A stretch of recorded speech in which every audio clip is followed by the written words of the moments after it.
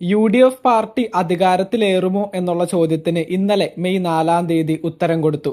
നമ്മുടെ പ്രതിപക്ഷ നേതാവ് വി.ഡി. സതീശൻ സാർ പറഞ്ഞതുപോലെ തന്നെ 100-ലേറെ സീറ്റുകൾ നേടിക്കൊണ്ട് UDF പാർട്ടി അധികാരത്തിലേറിയിരിക്കുന്നു. ഇനി അടുത്ത ചോദ്യം എന്ന് പറയുന്നത് ആരായിരിക്കും 2026 മുതൽ 2031 വരെയും കേരളം ഭരിക്കാൻ പോകുന്ന നമ്മുടെ മുഖ്യമന്ത്രി? അപ്പൊ എന്തൊക്കെയാണെങ്കിലും ഈ ഒരു സമയത്ത് UDFന്റെ ക്യാബിനറ്റ് മീറ്റിംഗ് കാര്യങ്ങളൊക്കെ ഇങ്ങനെ മുന്നോട്ട് പോവുകയാണ്. ഏകദേശം ഒരാഴ്ചക്കുള്ളിൽ ആരായിരിക്കും നമ്മുടെ മുഖ്യമന്ത്രി എന്നുള്ള കാര്യം പൂർണ്ണമായിട്ട് നമുക്ക് മനസ്സിലാക്കാൻ സാധിക്കും. അതുപോലെ തന്നെ ഈ പറയുന്ന മന്ത്രിസഭയിൽ ആരൊക്കെ ഉണ്ടാവും, ഈ പറയുന്ന മുസ്ലിം ലീഗിന് എത്ര മന്ത്രിമാരെ കൊടുക്കും, അത്തരത്തിലുള്ള എല്ലാ കാര്യങ്ങളും പൂർണ്ണമായിട്ട് ഒരാഴ്ചക്കുള്ളിൽ നമുക്ക് മനസ്സിലാക്കാനായിട്ട് സാധിക്കും. എന്തൊക്കെയാണെങ്കിലും ഈ ഒരു സമയത്ത് UDF പാർട്ടിയിൽ നിന്ന് ഏറ്റവും കൂടുതൽ മുഖ്യമന്ത്രി സ്ഥാനത്തേക്ക് വരാൻ സാധ്യതയുള്ള 3 കാൻഡിഡേറ്റ്സ് ആണുള്ളത്. ഏറ്റവും ആദ്യം ഞാൻ പറയുന്നത് നമ്മുടെ പ്രതിപക്ഷ നേതാവായിട്ടുള്ള വി.ഡി. സതീശൻ സാറിനെ തന്നെ ആയിരിക്കും. അദ്ദേഹം ഈ പറയുന്നത് പോലെ ഈ ഒരു പാർട്ടിയെ ഈ കഴിഞ്ഞ 5 വർഷം പ്രതിപക്ഷ നേതാവായി വന്നതിന് ശേഷം ഏറ്റവും മികച്ച രീതിയിൽ ആ ഒരു പാർട്ടിയെ കൊണ്ടുവന്ന ഏറ്റവും നല്ലൊരു ക്യാപ്റ്റനായിട്ട് നിന്നൊരു വ്യക്തിയാണ് വി.ഡി. സതീശൻ സാർ. അതുപോലെ തന്നെ അദ്ദേഹം പറയുന്നൊരു കാര്യവും കൃത്യമായിട്ട് പറഞ്ഞ് ഈ പറയുന്ന പ്രഡിക്റ്റ് ചെയ്യുന്ന ഓരോ കാര്യവും കൃത്യമായിട്ട് ആ ഒരു പാർട്ടിയിൽ വർക്കൗട്ട് ചെയ്തെടുക്കാനും ജനങ്ങൾക്കിടയിൽ കൃത്യമായിട്ട് കണക്ട് ചെയ്യാനും ഈ പറയുന്ന പ്രതിപക്ഷ നേതാവ് വി.ഡി. സതീശൻ സാറിന് സാധിച്ചിട്ടുണ്ട്.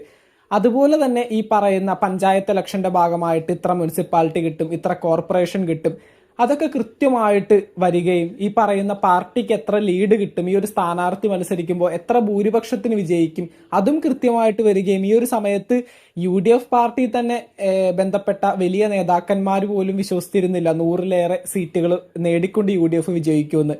അതും ആ ഒരു പ്രഡിക്ഷനും ഏറ്റവും മനോഹരമാക്കി ശരിയാക്കി മാറ്റിയ ഒരു വ്യക്തിയാണ് ഈ പറയുന്ന വി.ഡി. സതീശൻ സാർ. അതുകൊണ്ട് തന്നെ ഞങ്ങളുടെ ഏറെ പ്രിയപ്പെട്ട നേതാവായിട്ടുള്ള വി.ഡി. സതീശൻ സാർ ഈ ഒരു മുഖ്യമന്ത്രി സ്ഥാനത്തേക്ക് വരണം എന്നുള്ള രീതിയിൽ തന്നെയാണ് ഞാൻ പേഴ്സണലി ആഗ്രഹിക്കുന്നത്. പിന്നീട് അടുത്തതായിട്ട് രണ്ടാമത്തെ പേര് ഈ ഒരു പാർട്ടിയിൽ നിന്ന് മുഖ്യമന്ത്രി സ്ഥാനത്തേക്ക് വരുന്നത് KC വേണുഗോപാൽ സാർ ആയിരിക്കും. KC വേണുഗോപാൽ സാർ ഈ പറയുന്ന ക്യാബിനറ്റിൽ തന്നെ ഏറ്റവും മികച്ച ഒരു നേതാവാണ്.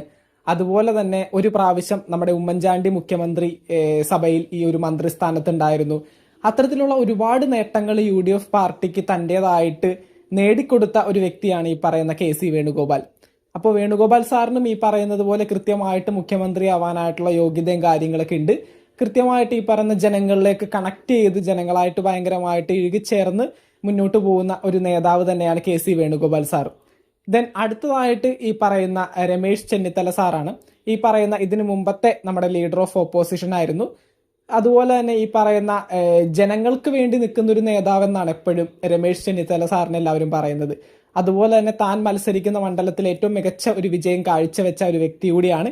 UDFന്റെ മന്ത്രിസഭയിൽ ഒന്നില്ലെങ്കിൽ മുഖ്യമന്ത്രി അല്ലെങ്കിൽ ആഭ്യന്തരമന്ത്രി സ്ഥാനം തീർച്ചയായിട്ടും നേടാനായിട്ട് സാധ്യതയുള്ള ഒരു വ്യക്തി തന്നെയാണ് രമേശ് ചെന്നിത്തല. അപ്പൊ തീർച്ചയായിട്ടും ഈ പറയുന്ന 3 മുഖ്യമന്ത്രി കാൻഡിഡേറ്റ്സ് ആണ് ഇപ്പൊ നമുക്ക് മുന്നിലുള്ളത്. ഒന്ന് വി.ഡി. സതീശൻ സാർ, ദെൻ അടുത്തതായിട്ട് KC വേണുഗോപാൽ സാർ, മൂന്നാമത്തത് രമേശ് ചെന്നിത്തല സാറായിരിക്കും. അപ്പൊ ഇവരുടെ 3 പേരിൽ ആരായിരിക്കും നമ്മുടെ മുഖ്യമന്ത്രി? ജനങ്ങളുടെ താല്പര്യങ്ങൾ എന്താണെന്ന് വെച്ചാൽ തീർച്ചയായിട്ടും താഴെ കമന്റ് ബോക്സിൽ രേഖപ്പെടുത്തുക. ഈ ഒരു പാർട്ടിയെ ഈ ഒരു രീതിയിലേക്ക് കൊണ്ടുവരികയും കൃത്യമായിട്ട് ഓരോ കാര്യങ്ങളൊക്കെ പ്രഡിക്റ്റ് ചെയ്ത വി.ഡി. സതീശൻ സാർ തന്നെ മുഖ്യമന്ത്രി ആവണമെന്നാണ് എൻ്റെ പേഴ്സണൽ ആയിട്ടുള്ള ആഗ്രഹം. അപ്പൊ തീർച്ചയായിട്ടും നിങ്ങളുടെ താല്പര്യങ്ങളും ആഗ്രഹങ്ങളും താഴെ കമന്റ് ബോക്സിൽ രേഖപ്പെടുത്തുക. ഈ പറയുന്ന UDFന്റെ കമ്മിറ്റി അംഗങ്ങളായിട്ടുള്ള ക്യാബിനറ്റ് അംഗങ്ങളായിട്ടുള്ള ഈ പറയുന്ന രാഹുൽ ഗാന്ധി, സോണിയാഗാന്ധി, മല്ലിക ഖാർഗെ, അപ്പോൾ ഇവരൊക്കെ കൂടി തീരുമാനിച്ചിട്ടായിരിക്കും ഇനിയൊരു മുഖ്യമന്ത്രിയെ കേരളത്തിലേക്ക് വിനിയോഗിക്കുന്നത്. അപ്പോൾ തീർച്ചയായിട്ടും ഏറ്റവും നല്ല ഒരു വ്യക്തി തന്നെ വരട്ടെ. ആ വരുന്ന വ്യക്തിക്ക് നല്ല രീതിയിൽ തന്നെ ഈ ഒരു മന്ത്രിസഭ മുന്നോട്ട് കൊണ്ടുപോകാൻ സാധിക്കട്ടെ. ഇനിയും ഒരുപാട് വർഷങ്ങൾ ഭരിക്കാൻ സാധിക്കട്ടെ. ജനങ്ങൾക്ക് അവർക്ക് വേണ്ട കാര്യങ്ങളൊക്കെ കൃത്യമായിട്ട് ചെയ്തു കൊടുക്കാൻ സാധിക്കട്ടെ എന്ന് ആത്മാർത്ഥമായിട്ട് പ്രാർത്ഥിക്കാം. അപ്പോൾ എന്തൊക്കെയാണെങ്കിലും നിങ്ങളുടെ അഭിപ്രായങ്ങൾ താഴെ കമന്റ് ബോക്സിൽ രേഖപ്പെടുത്തുക. മറ്റൊരു വീഡിയോ ആയിട്ട് നമുക്ക് വീണ്ടും കാണാം. ചാനൽ ഇതുവരെ സബ്സ്ക്രൈബ് ചെയ്യാത്തവരാണെങ്കിൽ ഒന്ന് സബ്സ്ക്രൈബ് ചെയ്ത് സപ്പോർട്ട് ചെയ്യുക. വീഡിയോ ലൈക്ക് ചെയ്ത് കാണുന്നവർ ഒന്ന് ലൈക്കും കൂടി ചെയ്തേക്കാം. താങ്ക്